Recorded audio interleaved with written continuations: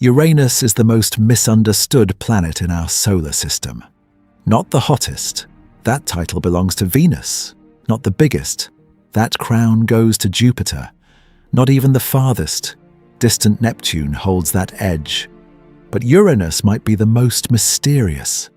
When you look up at the night sky and spot that faint, pale blue dot, you're seeing a world nearly 4 times wider than Earth, tipped completely on its side, spinning like a rolling marble through the outer solar system. And yet the real question isn't what Uranus is. It's this. How far away is Uranus from Earth? Really? Because the distance to Uranus is not a fixed number, it's a moving target. Uranus doesn't sit still, waiting to be measured on a star chart. It's locked in a silent gravitational dance around the Sun, traveling at nearly 15,000 miles per hour, yet taking 84 Earth years to complete a single orbit. To understand the true distance between Earth and Uranus, you have to stop imagining the solar system as a flat textbook diagram. Instead, picture a racetrack so vast that even light, the fastest thing in the universe, needs hours to cross it. On the inner lanes, Earth circles the Sun once every 365 days. Out in the frozen dark, Uranus drifts along a path so enormous that sunlight takes about 2 hours and 40 minutes just to reach it. A radio signal from Earth, nearly 3 hours one way, and that distance changes every single day, because Earth moves faster, Uranus moves slower, and both are constantly shifting positions around the Sun. At its absolute closest approach, a moment astronomers call opposition, Earth and Uranus line up on the same side of the Sun. Even then, the gap between them is still about 2.6 billion kilometers, 1.6 billion miles. At their farthest, more than 3.2 billion kilometers. That's not just far. That's a scale so extreme it becomes abstract. So let's make it real. If you could drive a car to Uranus at highway speed, 100 kilometers per hour, it would take over 3,000 years to arrive. Even our fastest spacecraft would need nearly a decade to make the journey. So how far is Uranus from Earth right now? How long would it take to travel there with modern technology? And why has humanity visited this tilted ice giant only once in history? To answer that, we have to zoom out, far beyond the comfort of numbers, and into the true scale of the outer solar system. In space exploration, we rarely fly in a straight line. To do so would require an infinite supply of fuel that no rocket on Earth could carry. Instead, we must play a game of orbital billiards. We use the Hohmann transfer orbit.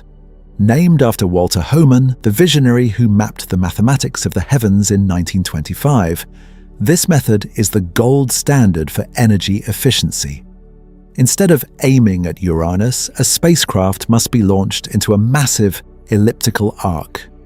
One end of this arc touches Earth's orbit, and the other reaches out to meet the orbit of Uranus. Even with these massive gravitational boosts, it took Voyager 2 8.5 years to reach Uranus. When it finally arrived in 1986, it had only a few hours to conduct its observations before its momentum carried it past the planet and toward Neptune. For a modern mission, specifically an orbiter that intends to stay and study the planet, the journey is even harder. You have to go fast enough to get there in a reasonable time, but you must then find a way to slow down once you arrive. Slowing down requires fuel. Fuel adds weight. Weight slows the initial launch. This is the central paradox that keeps Uranus just out of our reach.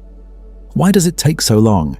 It isn't just the distance, it's the delta V requirements, the change in velocity needed to shift from one orbit to another.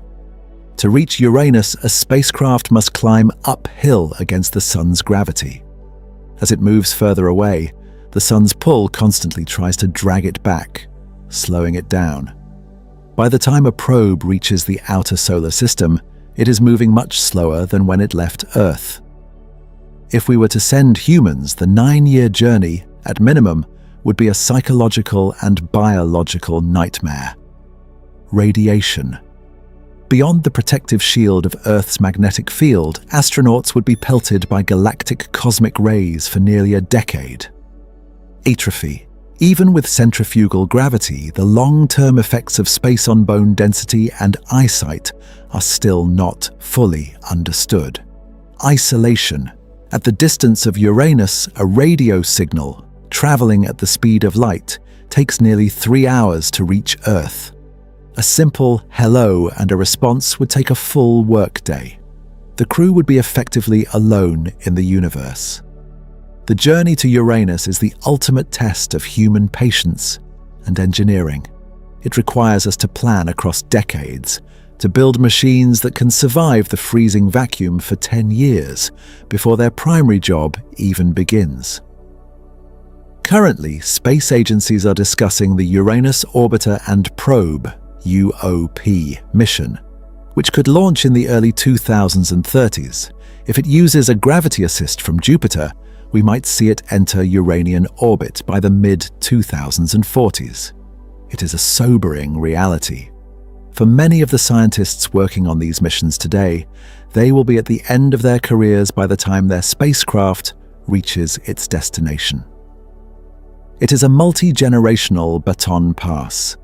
The cold, tilted world of Uranus remains a mystery, a planet that rotates on its side, with a complex system of rings and 27 moons that may harbor hidden oceans. To get there, we must master the physics of the long game. We must accept that in the theater of the cosmos, Uranus isn't just a neighbor. It is a frontier that demands every ounce of our technological might. The strategy is less like firing a bullet and more like throwing a ball to a friend who is running very far away. You don't throw the ball to where they are.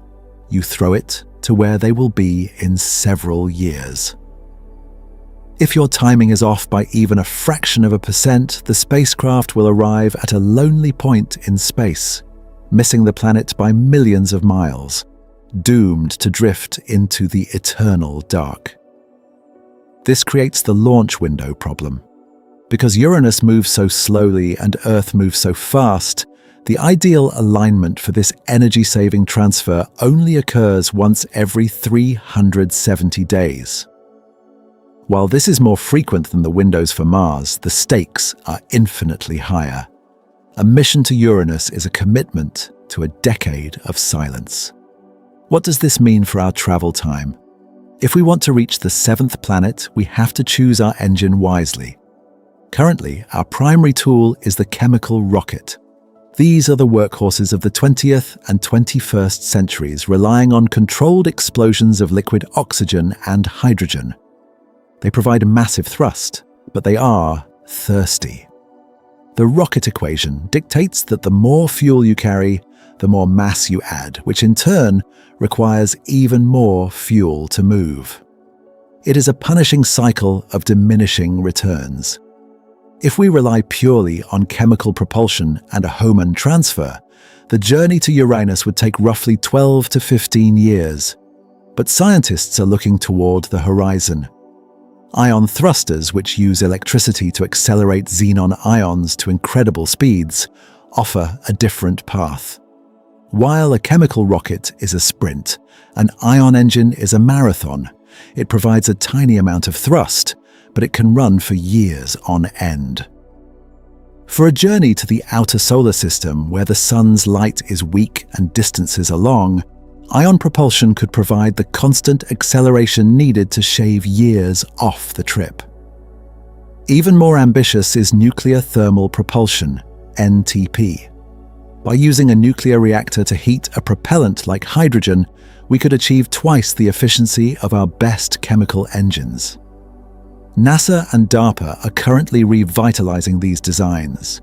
An NTP-powered craft wouldn't just be faster, it would be agile, allowing us to carry the heavy life support systems required for a human crew. With this technology, we might see the transit time drop to 6 or 7 years. Still a monumental duration, but within the realm of human endurance. To understand the reality of this journey, we must look at the only time we have ever made the trip. In 1977, NASA launched Voyager 2. It remains the only human-made object to have visited Uranus. Voyager 2 did not use a simple transfer orbit. It used a gravity assist. By flying close to Jupiter and Saturn, the probe essentially stole a bit of those planets' orbital momentum. This acted like a celestial slingshot, hurling the craft deeper into space at speeds a rocket alone could never achieve. I really hope you enjoyed this video. If you're curious about the limits of human space travel, consider subscribing. I'll see you in the next one.